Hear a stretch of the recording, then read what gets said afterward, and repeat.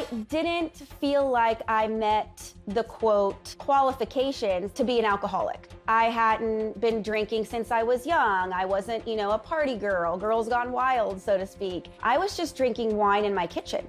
From the outside, Alyssa had life under control. But just below the high-profile career and a beautiful family, a struggle lurked beneath the surface. I really was able to continue to tell myself I didn't have a problem. The mommy drinking culture, I feel like, has grown significantly in the last 10 to 15 years. But when social media really blew up, it became something that was not just more common, but more accepted, and I would almost say celebrated.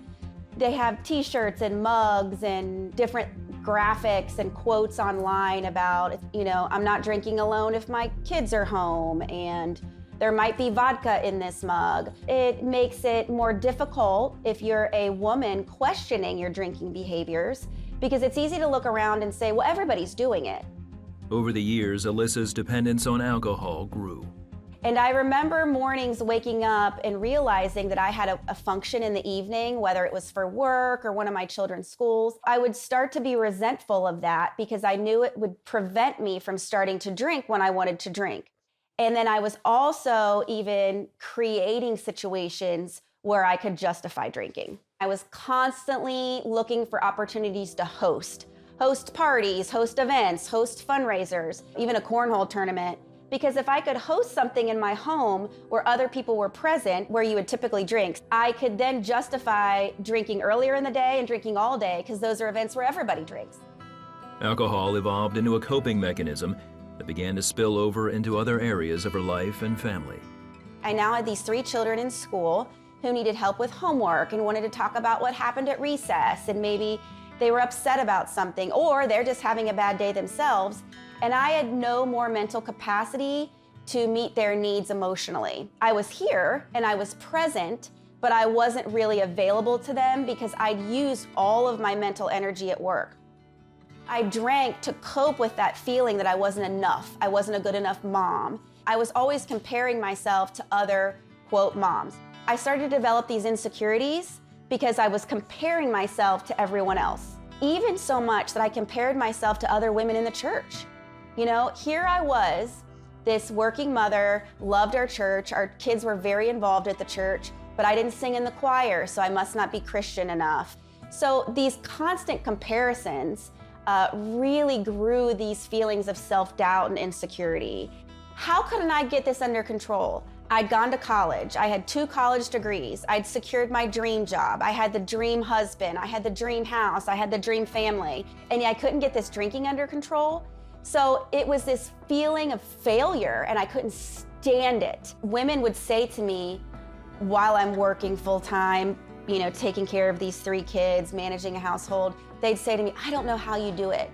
And in my mind, I felt like such a fraud because I wasn't doing it. I had this great front, this great facade, but inside I was dying. One evening, while her husband was traveling for work, Alyssa was confronted with the harsh truth of who she had become. He knew that I was drunk at home with our kids, and he couldn't do anything about it. We had conversations that I don't remember, and it wasn't until that next morning when he called to talk to me about the night before, and he was crying, that I really felt like I'm on borrowed time here. I'll never drive drunk. I'd done that. I'll never endanger my children. I'd done that. And I realized I was starting to do things I swore I'd never do. So what's next? Alyssa and her husband met with their pastor, who connected them with a faith-based inpatient substance abuse program. I just fully surrendered everything I was coping with and all the feelings I had, and I was fully transparent and honest about what I was dealing with, and just kind of spilled it all and felt like, you know what? I'm not gonna lie anymore. I'm just gonna give it all up. And if they can't help me with, and I'm fully honest, then I guess, this is my cross to bear. All of us addicts and alcoholics really do want to get it under control. We want to do better. We want to fix it on our own. But that's where the enemy wants us to stay, is believing that we, all alone, have to fix it by ourselves. Because if we really believe we all alone are in control and can do it on our own, then we don't need God, right? Because it's a disease, I couldn't cure my alcoholism. by thinking about it better, by giving it up better, by trying harder, any more than a person with cancer can sit on their bed and just will it away. With God's help and determination, Alyssa successfully completed the program. Today, she continues a life of sobriety and helps others through her ministry, This Thorn. When I'm feeling self-doubt and insecure, I have to stop and just ask God to help me, speak to me. It's about prayer. It's about that ongoing relationship, remember?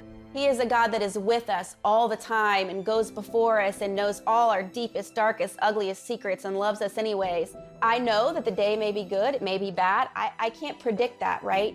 But I have the confidence that I never had before to engage that life and embrace that life because I have a God with me all the time.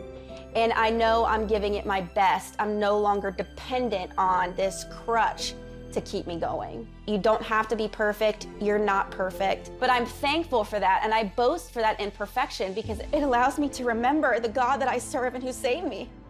It's to always depend on Him, not just to keep me sober, but to be the best mom I can be and to be the best wife. And it's always there reminding me that I am imperfect, but it's okay. It's from Him, for Him.